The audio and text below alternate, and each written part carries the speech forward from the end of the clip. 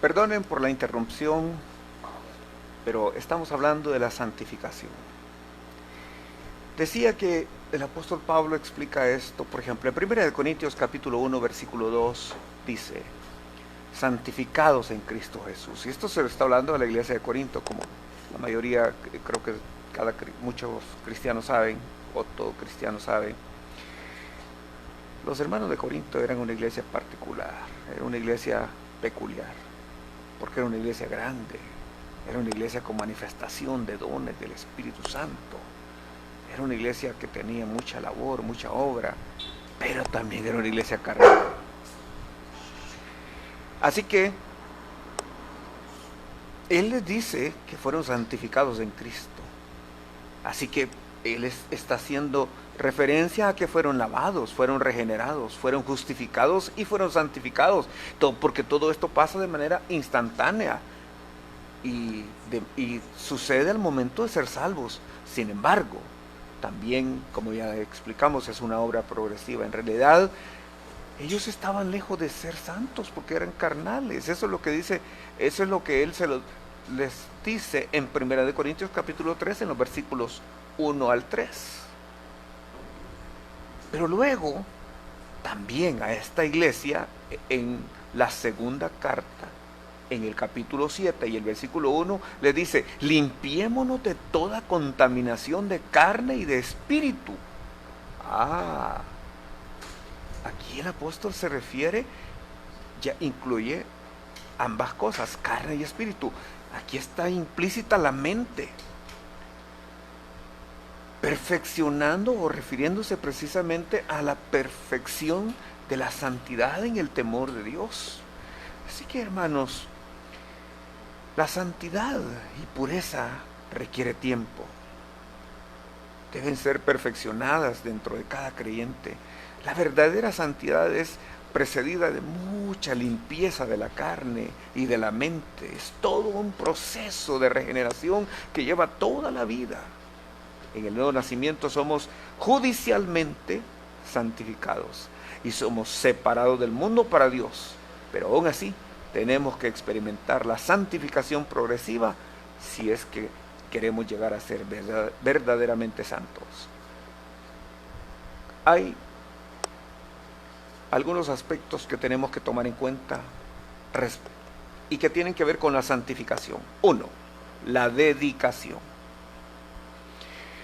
Esta palabra, dedicación, podemos definirla como entregar nuestra vida al propósito y al llamado de Dios. Puesto cuando venimos a Cristo, entregamos nuestra vida. Pero la vida de un cristiano tiene 3 grandes etapas, porque el Señor Jesucristo dice que somos llamados, dice que somos escogidos, pero dice que pocos son hallados fieles. Y precisamente esto tiene que ver con eso. Entregar nuestra vida al propósito y al llamado de Dios. Esto implica una dedicación o una entrega total, donde recibimos celo, donde nos comprometemos con el Señor, como una novia se compromete con su esposo, como un novio se compromete con la esposa. Jesucristo está comprometido a llevar a cabo ese proceso en nosotros, pero nosotros también debemos de comprometernos con el Señor para permitirle que lleve a cabo ese propósito. Ahora, esto de la dedicación sucede porque hay un llamado particular para cada uno de nosotros. Dios nos creó con un propósito. Y es cuando venimos a Él, cuando inicia ese propósito. Así que hay un llamado particular para cada uno de nosotros. Y precisamente para cumplir ese llamado, debemos de dedicarnos por completo al Señor. Hay 2 cosas que implican esa dedicación. 1, porque es, repito, cumplir el llamado particular. En primer lugar, es la causa correcta Y en segundo lugar, los motivos correctos. ¿Qué queremos decir cuando hablamos de la causa correcta? Bueno, es el propósito de Dios para mi vida. Por supuesto, todos tenemos un propósito en la vida, pero mi propósito es diferente al propósito que usted, que me está viendo, que me está escuchando, tiene delante de Dios, o por lo menos que Dios quiere que usted cumpla. Así que cuando yo encuentro cuál es ese propósito, yo debo consagrarme. Y lo otro es que cuando yo me consagro debo de hacerlo por los motivos correctos.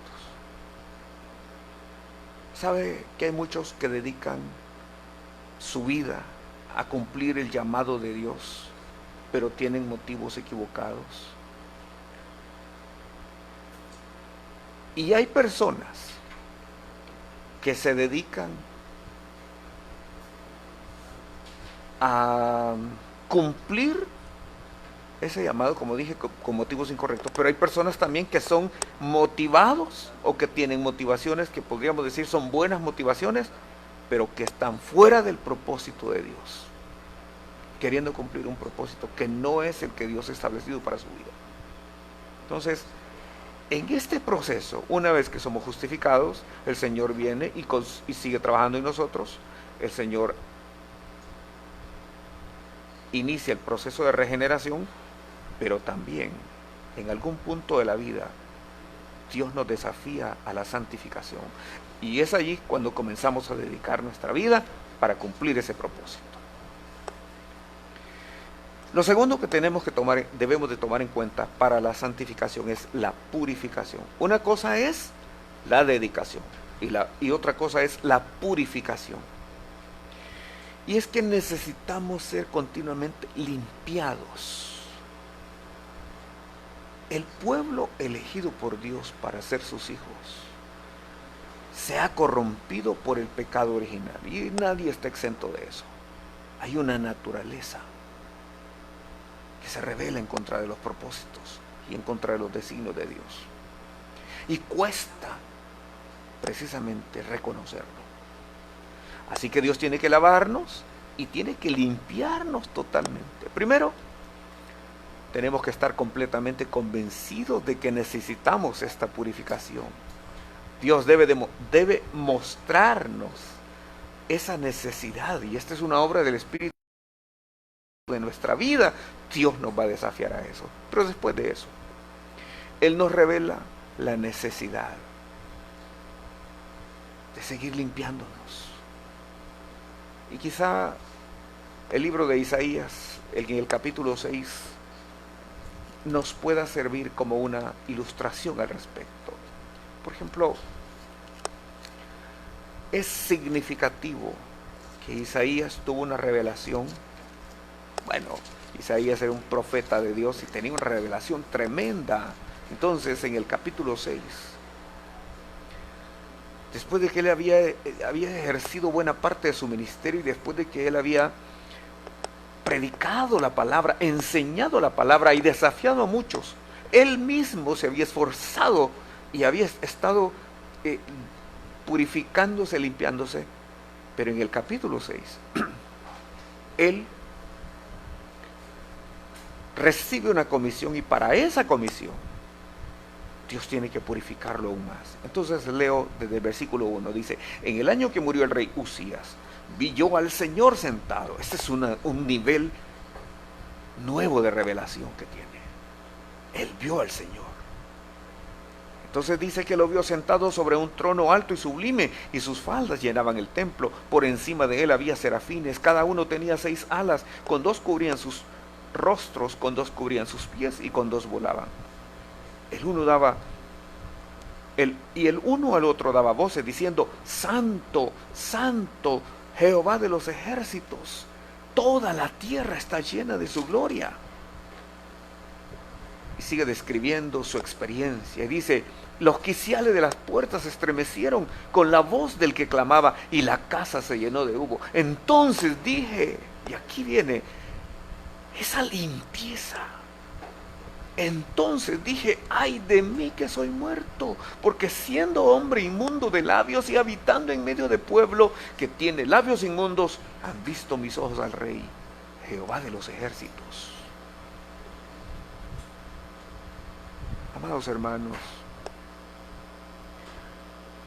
en algún punto de nuestra vida Dios nos va a mostrar su santidad. Recuerdo una de las experiencias que el Señor me permitió. Yo tuve una revelación también del monte de Sión, y en esa oportunidad, mientras yo estaba viendo todo, yo pude ver el río de Dios descendiendo hacia la tierra y bañando la tierra, y me mostró muchas cosas. Recuerdo que en esa ocasión, en esa visión, yo estaba delante del trono de Dios y del río de Dios. Recuerdo que quise extender mis manos para tocar el río de Dios, la pureza. No era que yo quería tocar al Señor, porque no lo estaba viendo a Él en esa parte de la revelación, pero sí estaba viendo el río de Dios. Y entonces,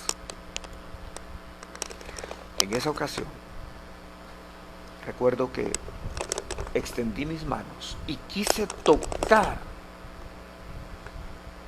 con mi mano, y yo sentí que iba a morir. Fui convicto de que yo no estaba en las condiciones de poder ser parte de eso. Era Dios mostrándome su pureza, su limpieza, su santidad. Y yo tuve convicción que si yo tocaba, sí podía hacerlo, pero si lo hacía, yo iba a morir. La santidad de Dios era tal que estaba consciente que yo no tenía la capacidad. Así que desistí, y Dios continuó revelándome algunas cosas. Pero vuelvo a la experiencia de Isaías. Repito, no era un hombre cualquiera, el profeta no era un hombre carnal, era un hombre de Dios. Pero aquí encontramos a este hombre diciendo, ay de mí que soy muerto, porque siendo hombre inmundo de labios y habitando en medio del pueblo que tiene labios inmundos han visto mis ojos al Rey Jehová de los ejércitos. El verso 6 dice, y voló hacia mí uno de los serafines teniendo en su mano un carbón encendido tomado del altar con unas tenazas, y tocando con él sobre mi boca dijo, he aquí que esto tocó tus labios, y es quitada tu culpa y limpio tu pecado. Después oí una voz del Señor que decía, ¿a quién enviaré y quién irá por nosotros? Entonces respondí yo, heme aquí, envíame a mí. Esto para mí precisamente es la purificación de la que estoy hablando. Es cuando Dios, por su gracia, por su misericordia, no solo nos justifica, sino que junto con ello nos viene regenerando, pero llega un punto donde nos purifica aún más y nos quiere limpiar totalmente. El apóstol Juan lo escribe de esta forma, o lo describe de esta forma en 1 de Juan capítulo 1 versículos 6 y 7. Él dice que si andamos en luz como Él está en luz, tenemos comunión los unos con otros, y la sangre de Jesucristo nos limpia de todo pecado. Mis hermanos, necesitamos limpieza continua con la sangre de Jesús, y esto viene al caminar en la verdad. Es la única forma como la podemos recibir, si caminamos en la verdad, si caminamos en la luz.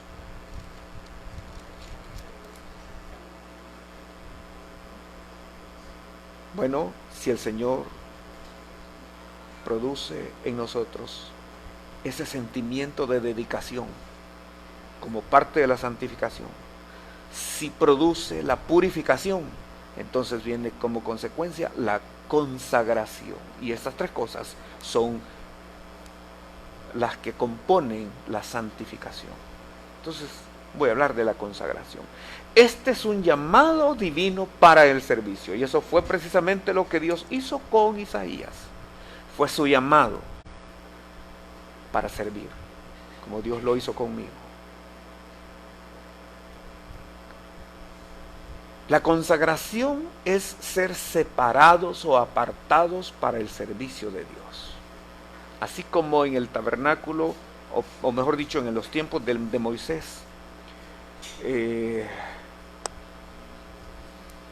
Dios le dijo a Moisés y le dio instrucciones para que construyera el tabernáculo, donde él se iba a manifestar, donde él iba a morar y donde él se iba a revelar. Pero Dios llamó servidores a ese tabernáculo y eran los sacerdotes. Era la familia de Aarón, los sacerdotes.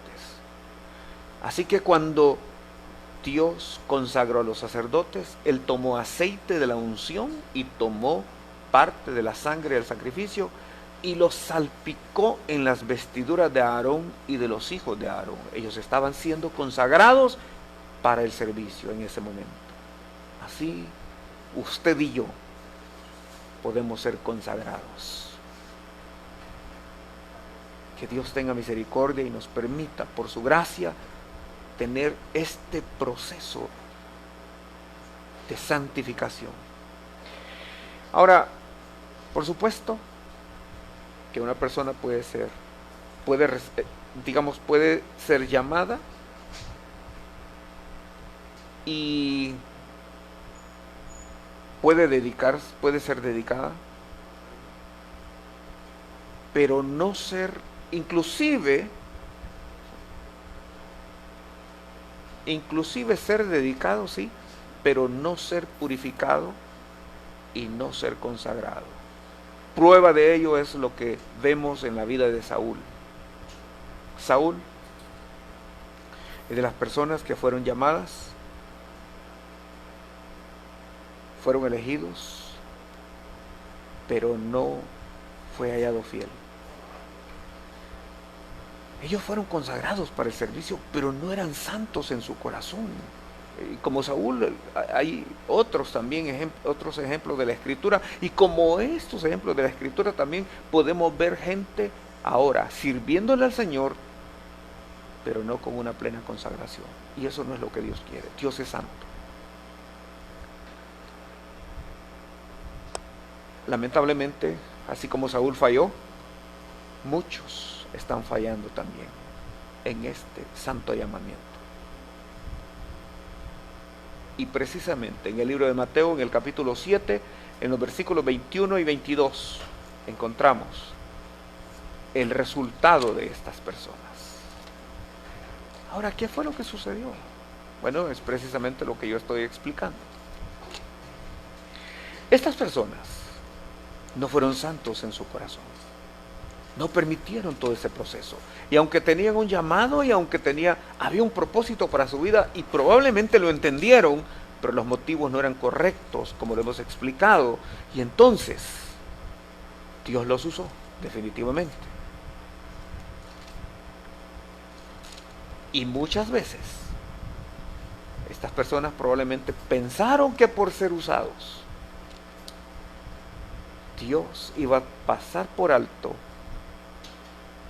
sus pecados, pero no es así. La Biblia dice: no os engañéis, Dios no puede ser burlado. Todo lo que el hombre siembra, eso va a cosechar. Entonces, en el capítulo 7, en el versículo 21 dice: no todo el que me dice Señor, Señor, entrará en el reino de los cielos, sino el que hace la voluntad de mi Padre que está en los cielos. Y lo que sigue a continuación es triste. Dice el versículo 21: muchos me dirán en aquel día: Señor, Señor, ¿no profetizamos en tu nombre? Escuche esto. Eran gente que tenían carisma. Eran personas que estaban en el ministerio, estaban profetizando, estaban predicando. Añade: y en tu nombre echamos fuera demonios. Tremendo, porque eran personas que liberaron a otros. Y añade todavía, en tu nombre hicimos muchos milagros. Y entonces el versículo 23 dice, entonces les declararé, nunca os conocí, apartados de mí, hacedores de maldad. ¿Dónde estuvo el problema? Bueno, hay una maldad natural. Y hemos hablado del pecado en la doctrina, respecto a la doctrina del pecado, pero ahora estoy hablando de la salvación y estoy hablando de la santificación. Pero, como dijimos, hubo una justificación, sin embargo, su condición no cambió, la naturaleza no cambió. Dios quiere no solo cambiar nuestra condición, sino que quiere cambiar nuestra naturaleza de pecado, la maldad, la iniquidad que hay en nosotros. Así que la santidad es ser parte de la naturaleza divina. Eso es mucho más profundo, es ser apartado, es pertenecer a Dios totalmente en lo profundo de nuestro corazón. Es cuando nuestros motivos más profundos, nuestros pensamientos y aspiraciones más profundas han sido limpiadas y le pertenecen totalmente al Señor, y por lo tanto nosotros también le pertenecemos a Él. La santificación total también significa perfección. Pero la perfección tiene dos grados. Hay una perfección absoluta y hay una perfección relativa. La perfección absoluta le pertenece solo a Dios. Dios es absolutamente santo. Él es perfecto, perfecto en todos sus caminos. Pero la perfección relativa está ligada al tiempo. Por ejemplo, en el terreno de lo natural, creo que lo podemos entender también. En el terreno de lo natural se conoce que una persona es perfecta si mantiene un ritmo apropiado de crecimiento. Por ejemplo, un bebé. El bebé es perfecto dentro de su edad. Él es perfecto y solo podemos esperar ciertas cosas de un bebé. Pero no podemos decir que es imperfecto. Luego vemos crecer a ese bebé y llega a la edad adolescente y decimos que es un joven. También es perfecto. Para su edad, él, digamos que se maneja en su ritmo apropiado de crecimiento, está en ese crecimiento y es un joven normal, digámoslo de esa forma.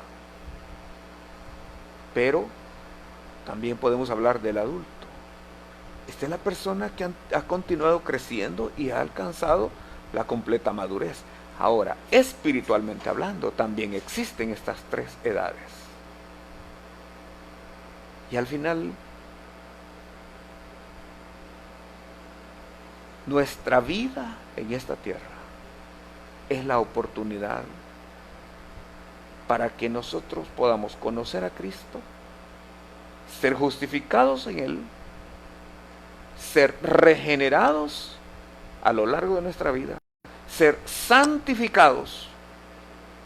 Y entonces iniciamos nuestra caminata en la justificación como bebés espirituales. Y el apóstol Pedro dice que como bebés debemos de desear la leche espiritual no adulterada para crecer. Pero de los jóvenes se dice que ellos conocen la palabra, conocen al Señor. Dice que han vencido al maligno, son fuertes, espiritualmente hablando. Pero de los padres espirituales se dice, han conocido al que es desde el principio. Y esa palabra conocer es relación. Son uno. Esa palabra conocer es caminar con Él, como lo hizo Enoc. Con Dios caminó Enoc y un día desapareció porque Dios se lo llevó. Caminar con Él como maduro es como llegar a ser como Abraham, que fue llamado amigo de Dios. Mis hermanos, este es el desafío. Termino esta noche diciéndoles que Dios tiene un propósito para su vida y para la mía. Y parte de ese propósito precisamente incluye la salvación con el proceso que inicia en la justificación, la regeneración, pero termina en la santificación. Y la santificación en sus tres aspectos: la dedicación, la consagración, pero antes de la consagración también la purificación. Esto precisamente es lo que la Biblia nos enseña. Esto es lo que el Señor quiere. Déjeme concluir con estas palabras. Había un hombre que se llamaba Michael Faraday. Fue un físico químico que murió en 1867. Él tenía 75 años. Este hombre fue un gran talento. Estudió electromagnetismo, estudió la electroquímica, descubrió los principios de la inducción electromagnética. Y cuando este hombre, Faraday, porque él conoció a Cristo, cuando estaba ya para partir con el Señor, para morir, alguien le hizo una pregunta y le dijo: ¿cuáles son sus teorías ahora? Él estaba para morir, pero él había creído en el Señor. Y este hombre le respondió: teorías no tengo, estoy descansando ahora no sobre teorías, sino sobre seguridades. Y entonces citó el versículo de 1 de Timoteo 1:12. Yo sé a quién he creído y estoy cierto que Él es poderoso para guardar mi depósito para aquel día. Mi pregunta para ustedes: ¿puede usted decir lo mismo? Dios quiere cumplir todo su propósito en ustedes y en mí. Que Dios les bendiga y que Dios les guarde.